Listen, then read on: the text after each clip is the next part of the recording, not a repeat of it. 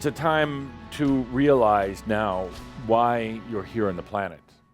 We're coming to the point, we are at the point actually, of a dramatic quantum shift in evolution on the planet. After the war, companies and the government continued to pour large amounts of money into research and development of computers. And they began to run out the numbers. What they saw, what they realized, they simply could not comprehend because it went off the charts of human evolution. That's why I say, while the news is focused on politics, inane as they are, and finances as shaky as they are, and everything else, wars, terrorism, it's a distraction from what's really happening on the planet. Technology is going to change the world in these coming years, and there's no turning back. You can't hide under a rug, and nor do you want to, because technology opens the doorway of potentials. Technology brings new potentials to the planet that couldn't even be envisioned 20 or 30 years ago.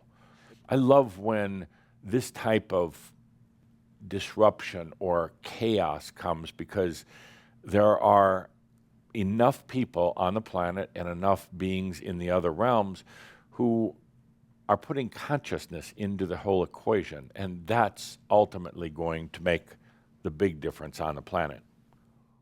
The next step that you're going to see in the next few years, probably right about 2020, is the next step is called artificial general intelligence. Artificial general intelligence, or AGI, is when the computer becomes as intelligent as the human. The next step after that, and will come very, very quickly, is called artificial superintelligence. This is where the capability of the computer now is smarter than you, is smarter than anyone in the room. With the capabilities of technology, the humans are going to be able to print body parts, or with stem cell, they're going to be able to regrow body parts. At what point is it not you? The real question is this body that you have now, is that really yours? Actually, not. But instead of technology to change the body, you're going to be using allowing and light.